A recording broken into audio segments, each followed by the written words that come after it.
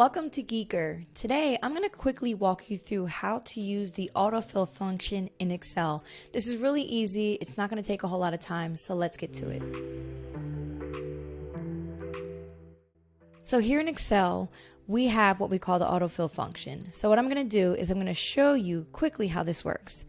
So if I put the number 1 here, and if I go to the corner of this cell, do you see how this black plus sign pops up? If I drag down, what's naturally going to happen is that it's going to just pull down the 1. But now we see this drop down menu, and if I click on it, now I have an option to change this. So I'm going to click Fill Series. And what it'll do is it's going to actually put it in numeric chronological order. So there's different options. If you did want to copy the cells, you would click that. If you have fill series, if you wanted to fill formatting without formatting, you could do all of that. So I'm going to show you a couple different ways that we're going to do this. So we're going to do January. And if I double click this, it's naturally going to pull it all the way down and go in order. But let's say in this situation, I wanted to copy the cells. I would just do copy, okay?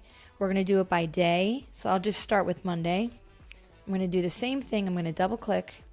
Now, here's a really cool feature. When it comes to days of the week, I can actually say fill weekdays only, which means it's going to skip Saturday and Sunday. So if that's what you wanted to do, you have that option. Again, you could copy the cells, or you could do the fill series, which would just do it in order. Now, we're going to pick a date. So naturally, when I'm doing this with dates, it's always going to want to go chronologically. But what I'm going to do is I'm going to show you the other options. So we know that if we copy cells, it's going to repeat that January 1st date. But if I do fill weekdays, it's only going to do the weekday dates. Or if I say fill years, this is pretty cool because what it'll do is it'll use the same date, which is January 1st, but it's going to pull it down by years. And then the other option is by month. So it'll pull the first of the month and it'll go down by each month. The last thing I'm going to do is time. So if I do the time, it's going to pull it down hourly, but I can switch it to either copy the cells, I can fill the series.